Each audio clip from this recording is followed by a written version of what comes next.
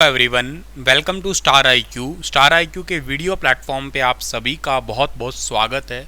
आज 11 अगस्त 2022 के Haryana current affair इस वीडियो में हम पढ़ने वाले हैं। आप सभी को राखी की बहुत बहुत शुभकामनाएं।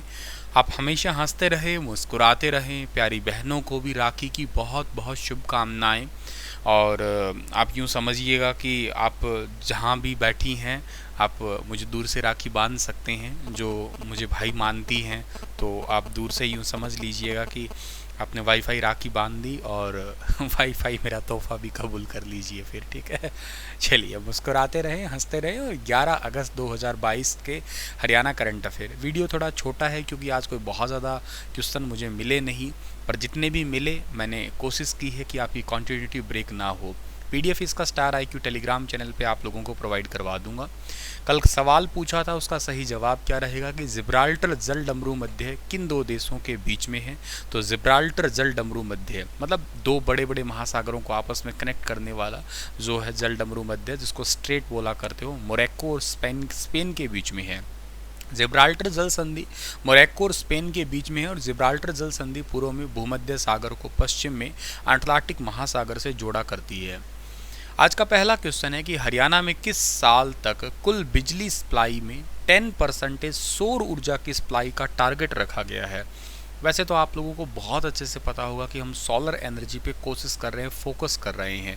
आप लोग ये दो देखा करते हैं, ये प्लेट, इस प्लेट का नाम क्या है? इस प्लेट का नाम है फोटोवोल्टिक सेल, इसको बोला करते हैं। बेसिकली ये फोटोवोल्टिक सेल जो होते हैं वो सन की जो एनर्जी है, जो लाइट है, उस लाइट को क्या करते हैं, ये इलेक्ट्रिक करंट में तब्दील कर देते हैं।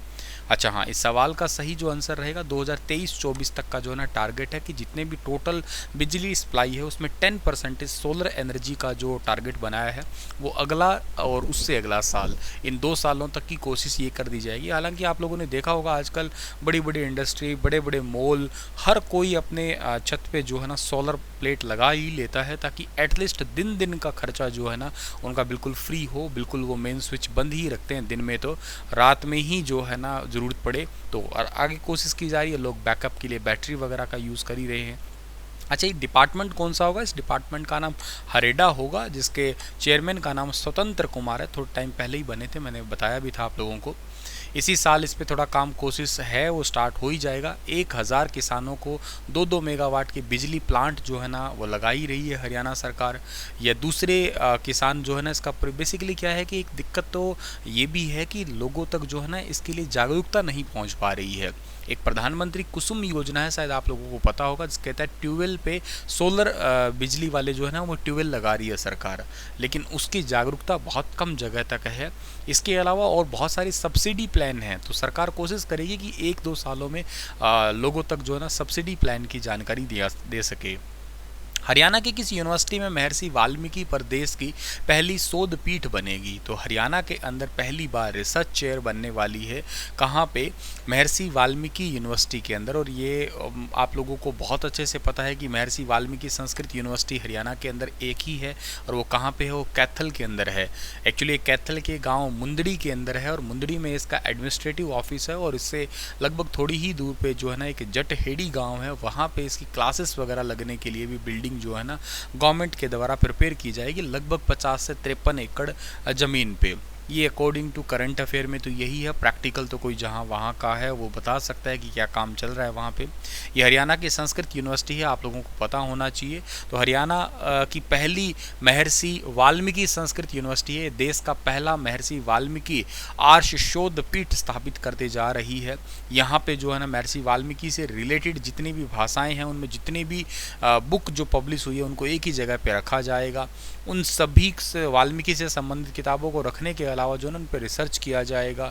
मैगजीन्स वगैरह है उनको जर्नल्स वगैरह में छापा जाएगा। इसके लिए पहले चरण का 5 लाख रुपए का बजट है, उसको भी पास कर दिया है।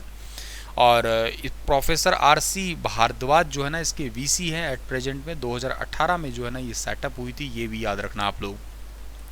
चंद्रावल फिल्म में रुंडा का रोल निभाने वाले किस हीरो का हाल ही में 75 साल की उम्र में निधन हो गया है? तो आप लोगों ने खैर चंद्रावल फिल्म के बारे में तो जाना ही है, हरियाणा की सुपरहिट फिल्म यही थी और शुरुआती दौर में। और यहाँ पे एक रुंडा खुंडा दो रोल बहुत फेमस हुए थे, जिनमें से रुंडा, जिनका वास्तविक नाम था नसीब सिंह कुंडू, इनका भी रिसेंटली 65 साल की उम्र में जो है ना निधन हो गया है। पिछले काफ़ी टाइम से ये बीमार थे, लीवर रिलेटेड इनको इन्फेक्शन था, लीवर में सूजन, फेफड़ों में पानी भर जाना, ऐसे करके इनकी कई सारी प्रॉब्लम थी। और ये हरियाणा के रोहतक के टिटोली गांव के रहने वाले थे, याद रखना। चंद्रावल, लाडो बसंती, जरजोरू, जमीन, ऐसी कई सारी फिल्मों में इन्होंने जो है ना काम किया था। चंद्रावल फिल्म में हालांकि रुंडा और खुंडा दो थे, तो खुंडा कैरेक्टर निभाने वाले थे अभिनेता दरियाव सिंह मलिक। इनका भी देहांत पहले ही हो गया है, इनका अब हो गया है। हालांकि गानों में डांस करने के अलावा ये खुद भी गाते थे, लेकिन थोड़ा बोलने में हकलाते थे, इस करके बहुत लंबे टाइम तक ये गा तो नहीं पाए थे, और इसी कारण ही इनको इस फिल्म में जो है ना लिया भी गया था। और हरियाणा सरकार ने नसीब सिंह को लोक संपर्क विभाग में नौकरी भी दी थी। सो काफ़ी इम्पॉर्टेंट है, जो आप लोगों को याद रखना है ये वाला क्वेश्चन। तो अगला क्वेश्चन तो आपके लिए है कि ब्रिटिश राज के विरुद्ध आंदोलन के लिए नौजवान भारत सभा की स्थापना किसने की थी? चंद्रशेखर आज़ाद, सूर्य सेन, भगत सिंह, विनायक दामोदर सावरकर। बताइए विस्तार से, आप लोग हंसते मुस्कुराते रहना। 12 अगस्त के करंट अफेयर के साथ ज़रूर मिलूंगा। Again wish you very happy Rakhi सभी को, सभी भाई और बहनों दोनों को ही, ठीक है ना। ऐसा नहीं कि बहनें ही राखी बांध सकती, भाई लोग भी राखी बांध ही सकते हैं चाहें तो, ठीक है। चलिए धन्यवाद, हंसते मुस्कुराते ज़रूर रहना।